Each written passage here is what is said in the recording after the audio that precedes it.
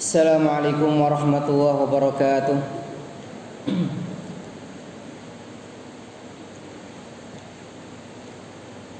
Bismillahirrahmanirrahim. Alhamdulillahilladzi qala fi kitabil karim, ya ayyuhalladzina amanu kutiba alaikumus syiyamu kama kutiba alal ladzina min qablikum la'allakum tattaqun. Salatu wassalamu ala sayyidina wa habibina wa syafi'ina wa qurrati a'yunina Muhammadin al-qail fi hadisi syarif, man shoma ramadhana imanan wa ihtisaban ghufira lahu ma taqaddama min dhanbihi. Amma ba'du. Hadirun wal hadirat, ikhwan wa akhwat yang dimuliakan Allah Subhanahu wa taala, segenap mahasiswa mahasiswi Fakultas MIPA UNS Solo yang dimuliakan Allah Subhanahu wa taala. Alhamdulillah hari ini, di sore ini tak terasa kita sudah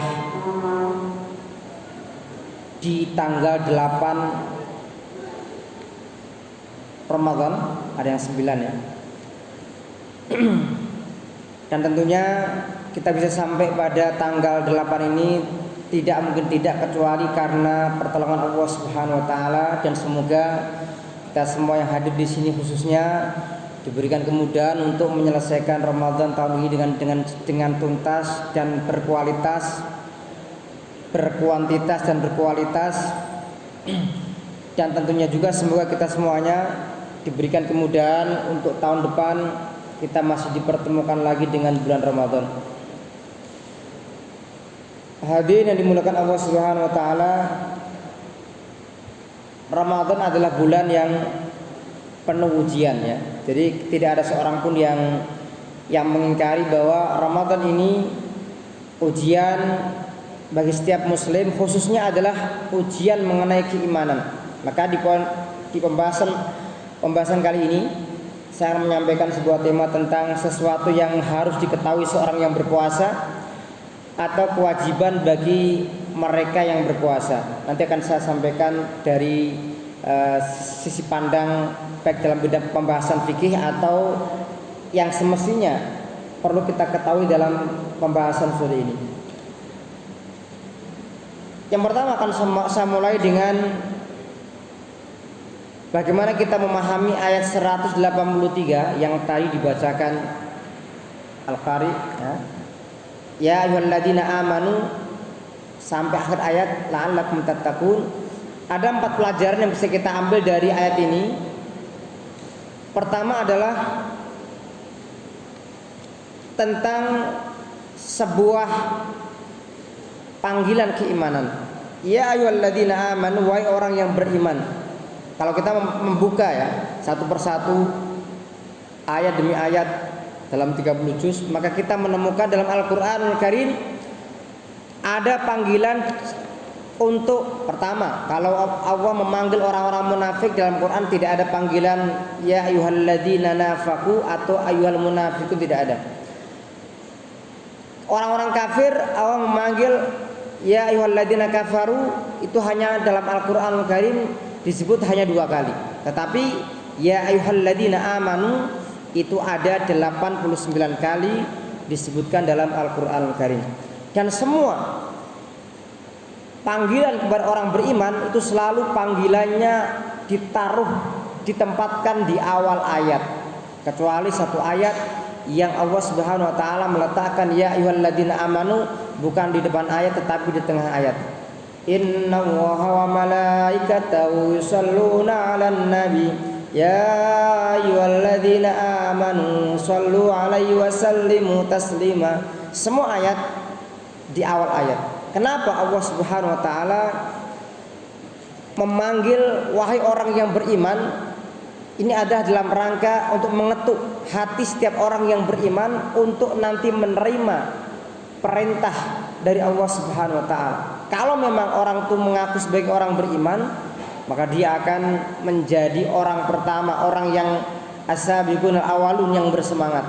Maka Allah Subhanahu wa taala ketika memanggil panggilan puasa dalam 183 Al-Baqarah dimulai dengan wahai orang yang beriman. Ini menunjukkan faktor keimanan itu sangat penting dalam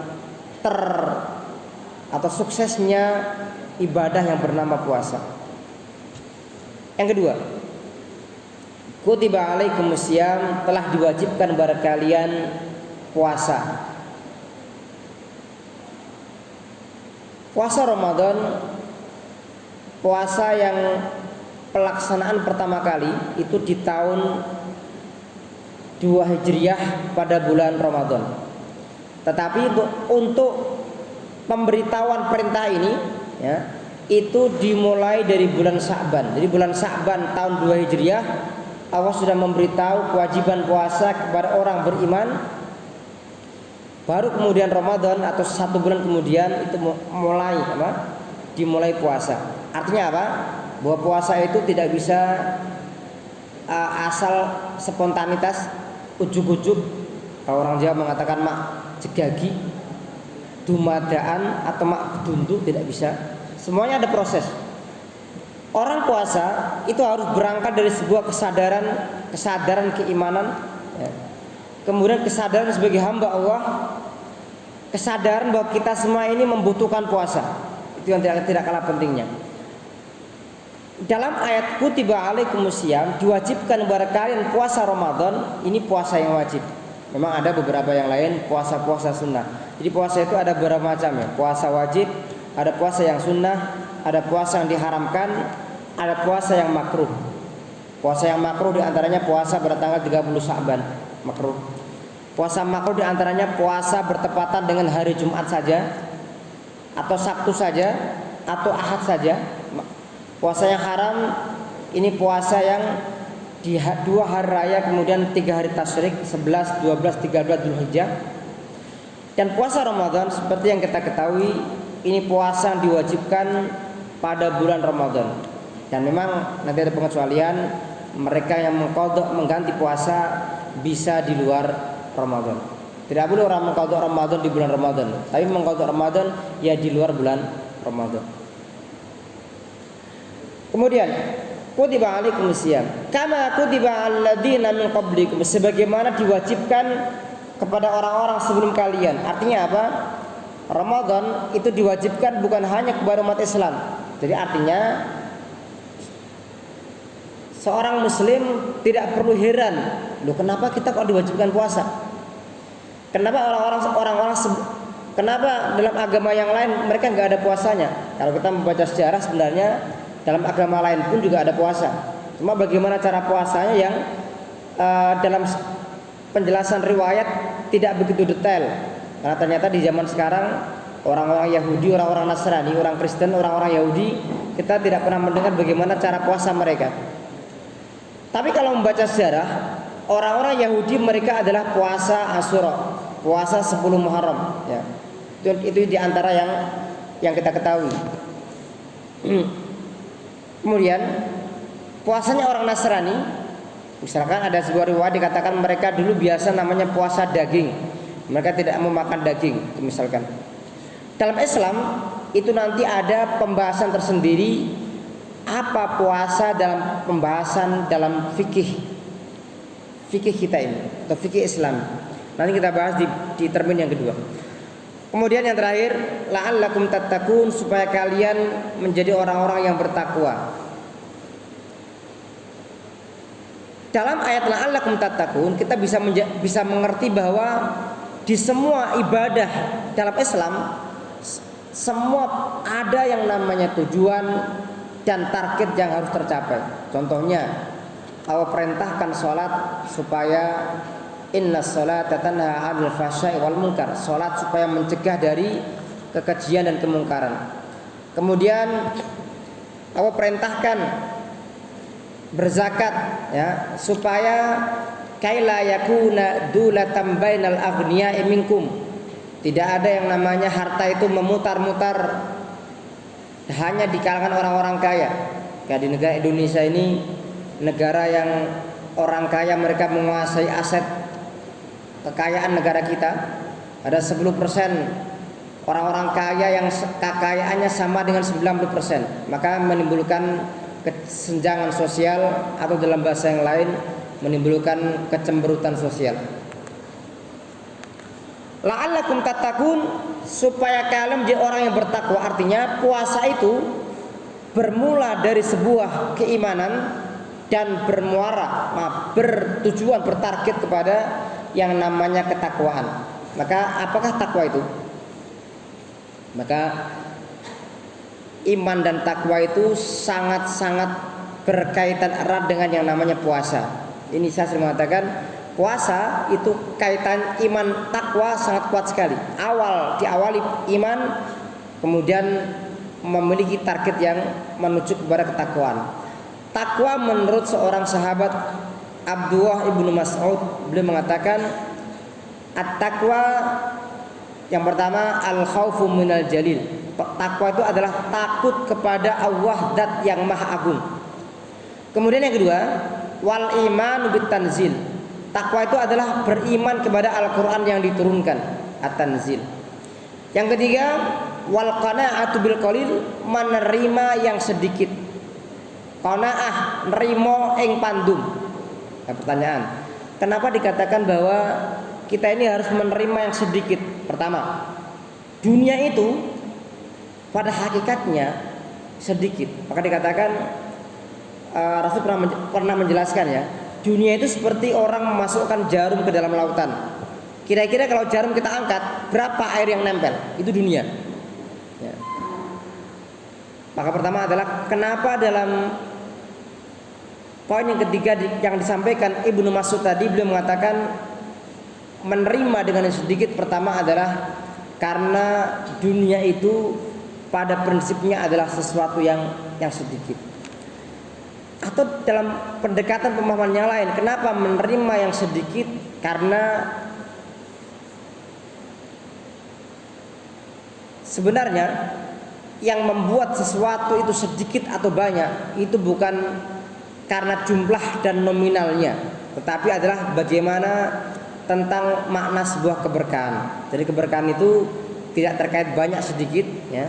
Ada orang punya harta yang melimpah tapi tidak berkah, dan sebaliknya ada orang yang hartanya tidak seberapa tetapi itu berkah. Kalau harta banyak berkah itu lebih baik, meskipun nggak semua orang bisa ya. Makanya ketika kita membicarakan mengenai qanaah, itu artinya seorang yang dia dalam keadaan yang apa adanya, dia menerima dan dia tidak pernah mengeluh. Itu orang yang al-qanaah, orang yang menerima.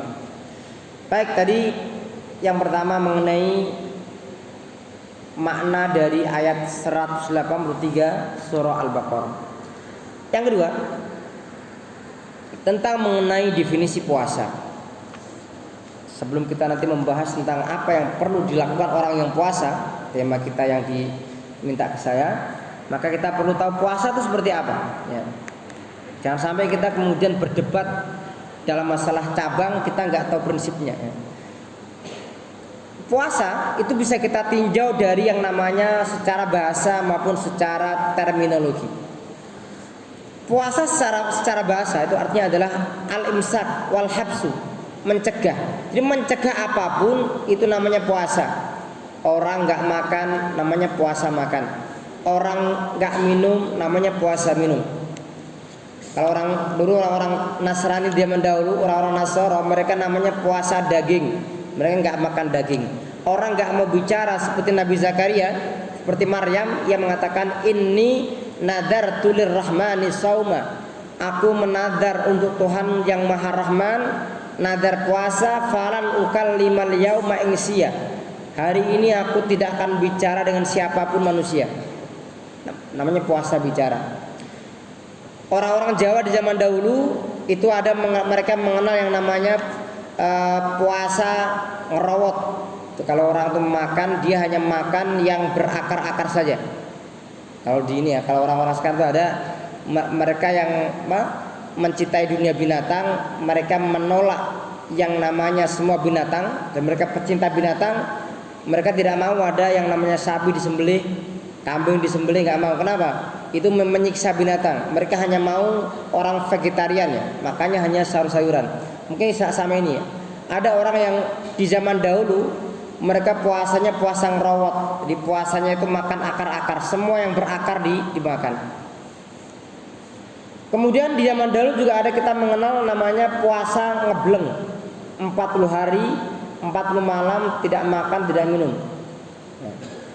Ada lagi namanya dulu sama saya ingat ketika di pesantren ya, itu ada namanya puasa mutih. Tidak mau makan yang serba putih. Yang namanya makan nasi nggak mau. Tapi nasi goreng mau katanya. Dia dimasak ya. Gitu. Kemudian dalam Islam, dalam fikih kita membahas puasa itu ada penjelasannya. Ada beberapa definisi ya. Definisi yang kita dapatkan dalam beberapa definisi. Tapi saya akan mengambil dari definisi yang disampaikan oleh seorang ulama bernama Syekh Hisham Al-Kamil Hamid. Hisham Al-Kamil Hamid, beliau menulis dalam kitab Al-Imta Bisarhi Matni Abi Suja, beliau mengatakan puasa itu memiliki tiga definisi, tiga batasan. Pertama, al-imsaku an syahwatail batni wal farj. Puasa itu adalah mencegah, menjaga diri dari dua syahwat, yaitu syahwat perut dan kemaluan. Pertanyaan, kenapa di sini Syekh Hisham ini menyebutkan bahwa puasa itu mencegah dari syahwat perut dan kemaluan? Kenapa tidak ada namanya syahwat menjaga mata, menjaga kaki, menjaga tangan dan yang lain? Kenapa? Pertama adalah kita kembali kepada kebiasaan bagaimana orang-orang Arab menggunakan bahasa. Dalam Quran, ketika Quran mengatakan diharamkan kepada kalian daging babi. Pertanyaan, kalau daging babi itu haram, berarti selain dagingnya, jeroannya halal nggak? Haram nggak? Bulunya, minyaknya haram semua. Kenapa dalam Quran dikatakan diharamkan daging babi? Karena orang-orang Arab kalau mereka makan daging binatang, misalnya mereka menyembelih ayam, yang mereka makan adalah dagingnya. Orang Arab tuh paling nggak suka yang namanya makan yang namanya jeruan. Setahu saya hanya orang Indonesia yang suka jeruan. Nah, jangan ke angkringan-angkringan, mesti yang makan yang paling disukai kepala, ceker ya, paling enak. Padahal kolesterolnya besar ya. Maka dulu ada seorang ulama di Indonesia ya, presiden yang keempat ya, Kiai Haji Abdurrahman Wahid. Beliau pernah mengatakan bahwa makan jeroan itu tidak meningkatkan kolesterol, tetapi menurunkan kolesterol. Wah, banyak orang protes. Bagaimana mungkin yang namanya makan jeroan kok bisa menurunkan kolesterol? Anda salah pasti. Ia mengatakan, saya benar. Yang namanya jeroan itu menurunkan kolesterol, tetapi menurunkan dari perut ke kaki, sehingga kakinya kemudian susah jalan gara-gara makan kolesterol. Kembali ke tadi, itu yang pertama ya. Yang kedua, kenapa dalam definisi tadi Syekh Hisham Kamil Hamid mengatakan mencegah dari syahwat perut dan kemaluan? Karena kalau kita mempelajari fikih, semua hal yang membatalkan puasa itu berpusat pada dua hal tadi. Masalah-masalah semua yang makan minuman yang masuk ke perut atau tadi syahwat kemaluan dalam artian melakukan hubungan suami istri di antara waktu-waktu puasa itu membatalkan puasa. Nah, kembali ke tadi. Apakah berarti menjaga yang lain, mata, menjaga pandangan mata, menjaga tangan, menjaga kaki dan lain-lain itu juga perlu kita perhatikan ketika Ramadan? Itu menjadi kesempurnaan bulan Ramadan. Kalau seorang di bulan Ramadan dia mulutnya masih berkata yang kotor, mulutnya masih ngerasani, mulutnya masih menggunjing, mengadu domba, maka ini sesuatu yang dia mengurangi puasa Ramadan, mengurangi pahala Ramadan. Bahkan Rasul mengatakan banyak orang yang puasa dia hanya mendapatkan lapar dan dahaga. Itu yang pertama tadi ya. Definisi Hisham Al-Kamil Hamid, Syekh Hisham Kamil Hamid mencegah dari dua syahwat perut dan kemaluan. Yang kedua, Beliau melanjutkan min tulu'il fajri ila ghurubi syamsi, dari terbitnya fajar sampai terbenamnya matahari. Jelas ya? Jadi terbitnya fajar artinya subuh. Artinya kita masih boleh makan selama belum subuh. Artinya ketika imsak masih imsak ya, kita masih boleh makan. Tetapi imsak itu kan kalau kita berhenti lebih baik. Kenapa? Kita mempersiapkan diri membaca Al-Quran, menyiapkan diri untuk sholat subuh. Jangan sampai kita makan ketika sudah imsak, kemudian setelah itu kita nggak sadar, tiba-tiba adzan subuh, wah udah tanggung nih. Ini sate kambingnya masih 5 tusuk nih. Kalau nggak dihabiskan goeman disayang. Nah ini malah diteruskan lagi, batal ya. Makanya harus sebisa mungkin imsak itu kita jadi patokan untuk lebih aman saja, lebih aman. Tapi kalaupun misalkan kita sampai sebelum subuh masih makan minum, ya dibolehkan ya. Karena batasnya subuh sampai ghurubus syams. Pertanyaan sekarang, terbenamnya matahari yang menjadi awal masuknya waktu maghrib itu terbenamnya matahari secara sempurna atau hanya sedikit saja? Kalau misalkan matahari belum terbenam secara sempurna, boleh nggak kita makan? Gimana? Kalau ulama mengatakan bahwa waktu maghrib itu ketika dimulai dari mulai terbenam secara sempurna.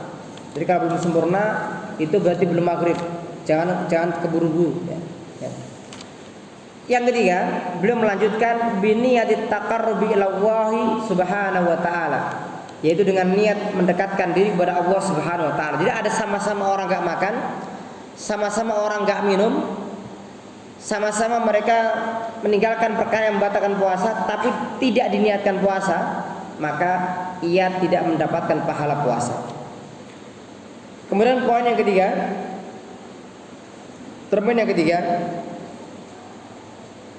tentang macam orang puasa. Ada 2 macam orang puasa. Pertama adalah orang yang puasanya hanya tidak makan dan tidak minum. Kalau orang gak makan gak minum itu sama dengan puasa, maka ular piton itu puasa. Karena ular piton itu kadang setelah dia makan banyak selama seharian, dia makan perutnya besar sekali, dia kemudian 3 bulan gak makan. Kenapa? Ya dia tidur selama 3 bulan. Itu ular piton. Kalau orang tidak melakukan hubungan suami istri ketika di waktu puasa itu saja, karena itu saja, maka ayam pun puasa. Tuh ayam betina ketika dia akan mengerami ayam selama 21 hari, dia itu puasa. Puasanya puasa apa? Puasa kalau ada ayam jago mendekat dia akan menolak. Itu ayam. Kita bukan puasanya ayam. Kita puasanya ya ini. Yang kedua adalah puasa yang puasanya orang yang al-mu'min, orang beriman, puasanya orang yang al-muhtasib, orang yang ikhlas puasanya. Yang ketiga, puasanya al-mura'i adabasyam, orang-orang yang menjaga adab-adab etika puasa. Itu yang nanti menjadi tema sore ini, yaitu bagaimana kita menjaga adabnya orang puasa. Baik, kalau di tema yang disampaikan ke saya tentang kewajiban orang puasa, mungkin ini gini ya. Kalau membahas fikih, kalau yang dimaksud wajib adalah fardu puasa, maka hanya 2. Pertama, fardunya puasa, pertama niat. Yang kedua adalah meninggalkan dari semua yang membatalkan puasa. Itu yang kalau yang ditanyakan tadi dari panitia, hanya wajibnya orang yang puasa bagaimana? Ya sajab itu aja ya, yaitu niat, kemudian meninggalkan semua yang membatalkan puasa. Tetapi kalau yang dimaksudkan adalah kesempurnaan puasa, apa yang mesti dilakukan orang yang puasa, maka itu yang nanti kita bahas. Ada 8 poin apa yang semestinya orang lakukan puasa. Karena waktu sudah semakin mendekati maghrib, saya singkat ya, maksimal 5 menit saya tutup ya. Yang pertama, adabnya orang puasa adalah pertama al-iltizam bitaqwa, menetapi takwa kepada Allah. Jadi puasa itu sebuah sarana kita untuk bertakwa, supaya kita menjadi orang takwa dengan puasa. Tetapi sebaliknya, dalam puasa kita juga perlu bertakwa. Jadi sama-sama sangat erat sekali ya. Jadi Kalau dalam bahasa yang lain, puasa adalah sarana kita meningkatkan iman dan sarana kita meningkatkan takwa kepada Allah Subhanahu wa taala. Artinya bukan berangkat dari takwa yang 0%, tapi sudah ada persentasi, tapi kita naikkan terus. Kita tingkatkan levelnya. Yang kedua, al-kafu amma, ini tadi yang saya sampaikan, fardunya puasa yang kedua tadi, yaitu ini poin yang kedua adabnya, al-kafu amma yatanafa ma'asiyam, yaitu mencegah, menghindarkan, meninggalkan semua hal-hal yang membatalkan puasa. Kalau dalam pembahasan fikih Syafi'i dalam kitab Matan Abu Suja dikatakan ada 10 poin hal-hal yang membatalkan puasa. Ini gak kita bahas ya, kita hanya membahas tadi ya. Kita tidak membahas yang membatalkan puasa, hanya membahas tentang adab puasa atau kewajiban bagi orang puasa. Yang ketiga adalah takhirus sahur, yaitu mengakhirkan sahur. Karena dalam hadis Bukhari Muslim, Rasul bersabda, tasaharu fa inna fis sahuri barakah. Kenapa kita perlu sahur? Pertama, sahur adalah di dalamnya ada keberkahan. Hadis Rasulullah, karena dalam sahur ada keberkahan. Yang kedua, kenapa kita harus sahur? Karena sahur ini adalah ibadah istimewa yang tidak ada dalam agama yang lain. Orang-orang ahlul kitab Yahudi dan Nasrani ketika mereka puasa tidak ada sahur. Islam mengenal sahur. Yang ketiga, kenapa kita harus sahur? Ini adalah sebuah kemanusiaan. Allah menunjukkan bagaimana sayangnya kepada hambanya. Kalau misalkan nggak ada anjuran sahur, orang habis tarawih tidur semuanya, bangun kemudian puasa, kira-kira kuat puasa nggak? Lalu yang malam aja sahur aja masih banyak yang mampir warung kan siang, ya banyak. Kalau sahurnya aja sahur sama keluarga, siangnya mobilnya nggak tahu nih mobilnya tiba-tiba mampir ke warung ya. Sorenya itu ikut buka juga ikut, sahur juga ikut, itu pun juga nggak puasa. Bagaimana kalau seorang tuh nggak sahur? Meskipun sebenarnya itu nggak patokan ya. Banyak orang yang mereka puasa nggak sahur, mereka kuat banyak. Kenapa? Karena habis isya dia udah makan air putih 3 gelas ditambah korma 3 butir. Kalau orang Arab kuat. Tapi kalau orang Indonesia kalau nggak makan nasi nggak kuat ya. Harus pakai nasi. Yang keempat, ta'jilul fitr, menyegerakan berbuka puasa. Jadi Rasul mengatakan dalam hadisnya, manusia selamanya akan berada dalam kebaikan selama mereka menyegerakan puasa. Ini sangat dianjurkan untuk menyegerakan buka puasa. Kemudian yang kelima, ad-du'a indal fitri wa asna asyam. Doa ketika buka puasa juga ketika sedang puasa. Jadi ketika kita puasa atau ketika mau buka puasa, itu juga doanya dikabulkan. Kata Rasulullah, ada 3 doa yang tidak akan ditolak. Pertama, doanya orang yang berbuka puasa. Yang kedua, doanya pemimpin yang adil. Yang ketiga, doanya seorang yang terzalimi. Itu yang kelima. Yang keenam, ini masih diperdebatkan. Istikhdamu siwak, yaitu menggunakan siwak. Jadi gini, siwak kalau di zaman dahulu kan kayu arok, kayu ya, yang dari sana digunakan untuk menggosok gigi. Kalau sekarang pasta gigi. Yang namanya siwak ini menurut mazhab Syafi'i, kalau sudah masuk waktu zuhur itu makruh orang itu bersiwak. Karena banyak orang yang mencuri-curi waktu, mencuri-curi kesempatan. Dia siwaknya itu kemudian menyiwaki banyak masuk ke perutnya. Ini bahaya. Kemudian juga banyak orang yang ketika wudhu kumurnya 3 kali, yang keluar 2 kali. Yang satu kemana itu?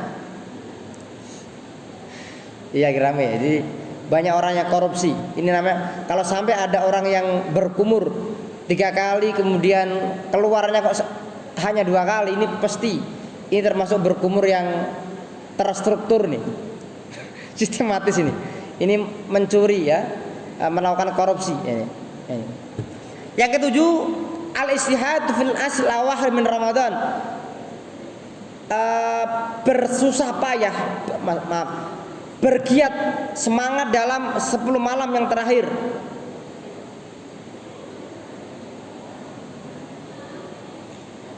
Kemudian baik, yang terakhir yang ke-8,